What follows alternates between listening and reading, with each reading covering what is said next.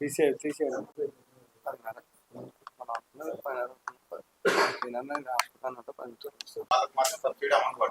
మిగతా వాళ్ళకి పడతలేదు. పోయే తీరా మెసేజ్ వాళ్ళకి మాత్రం సబ్సిడీ పడతారు. ఇది మేనిఫెస్టో లేదు. ఇప్పుడు అట్లా కాదు,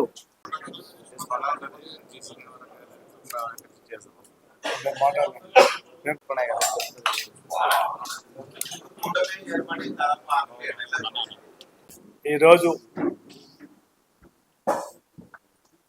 కరెంటు ఛార్జీల మీద, తెలుగుదేశం పెంచిన ఛార్జీల మీద ఈరోజు ప్రెస్ మీట్ పెట్టడం జరిగింది.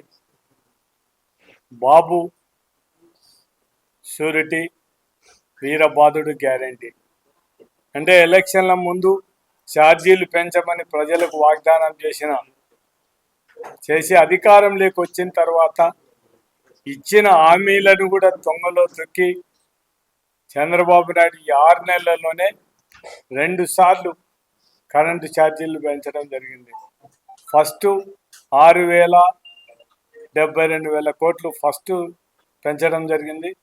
రెండవసారి ట్రూప్ ఛార్జీల కింద మళ్ళా ఒక 9,412 కోట్లు పెంచడం జరిగింది. అంటే 6 నెలల్లోనే 15,485 కోట్లు మొత్తం ప్రజల మీద భారం మోపడం జరిగింది.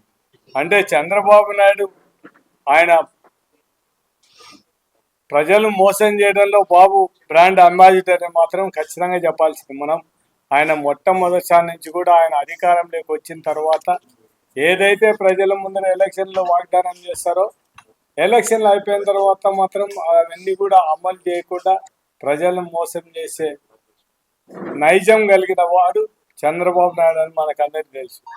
ఎలక్షన్ల ముందర అందరికి కూడా మాటలు చెప్పడం జరిగింది, మేము సూపర్ 6 పెట్టాం, మీకు అందరికి కూడా జగన్మోహన్ రెడ్డి కంటే ఎక్కువ మేము పథకాలు ఇచ్చేస్తాం, జగన్మోహన్ రెడ్డి ఇచ్చిన దానికంటే డబ్బులు ఇస్తామని చెప్పాం.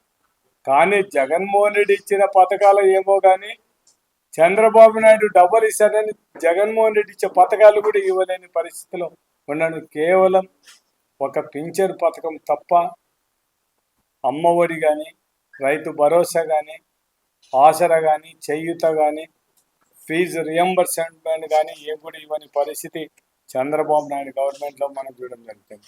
కానీ అదే చంద్రబాబు నాయుడు ప్రజల ముందర మీరు జగన్మోహన్ రెడ్డి పరిపాలనలో కరెంటు ఛార్జీలు పెంచినారు, మీరు ఖచ్చితంగా మీరు కార్యకర్తలు, తెలుగుదేశం కార్యకర్తలు ఆయన ఒక పిలిపియడం జరిగింది, మనం కరెంటు ఛార్జీలు తగ్గడానికి మనం అందరూ కూడా ధర్నాలు చేయాలా, ఖచ్చితంగా చేయాలని చెప్పడం జరిగింది. ఇవన్నీ ఒకసారి జగన్మోహన్ రెడ్డి 5 సంవత్సరాల్లో 7 సార్లు 8 సార్లు కరెంటు బిల్లు పెంచితే చంద్రబాబు నాయుడు 6 నెలల్లోనే 15,482 కోట్లు పెంచిన ఘనత చంద్రబాబు నాయుడు.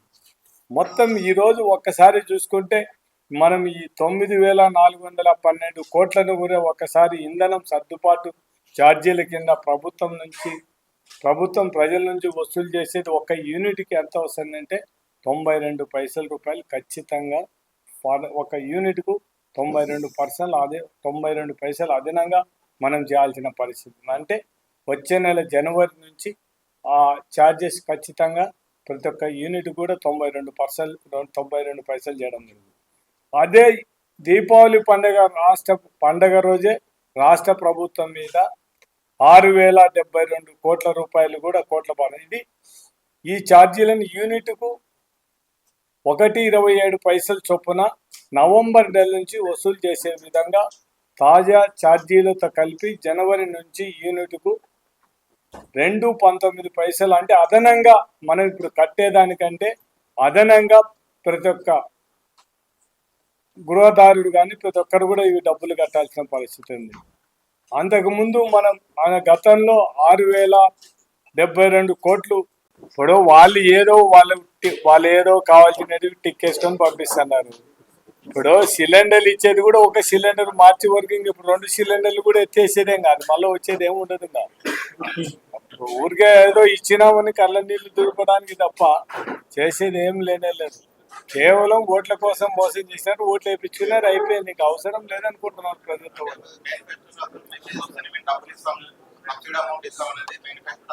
కానీ ఇప్పుడు ఏం చెప్తున్నా అంటే ఆ మెసేజ్ మీకు వస్తుంది సబ్సిడీ అమౌంట్ పడుతుంది లేదంటే లేదు అని చెప్పేస్తారు.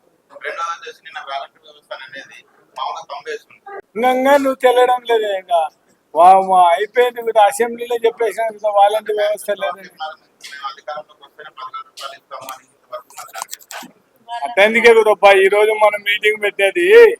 మనం ఈ రోజు చంద్రబాబు నాయుడు అట్ట కాదు, మీరు ఇప్పుడు వాలంటీర్ వ్యవస్థ తీసుకొచ్చింది ఒక వైఎస్ఆర్సీపీ ప్రభుత్వం మాకు కాబట్టి మీరు దేనిపైన ప్రశ్నించాలి. మేము ఇప్పుడు నీకు ఒకటి చెప్తాను, మేము అట్టందుకే కదా ఇప్పుడు ప్రజా ఉద్యమాలు చేస్తాము. మీరు ఇచ్చిన హామీలు ఏం నెరవేర్చకపోతే ఖచ్చితంగా చేస్తామని చెప్తానే దానికోసమే కదా. ఇంకా మేము ప్రజలకి జగన్మోహన్ రెడ్డి జనవరి తర్వాత ఇంక వస్తాను అడుగుతా, సంక్రాంతి తర్వాత ప్రజలలోకి వస్తాను.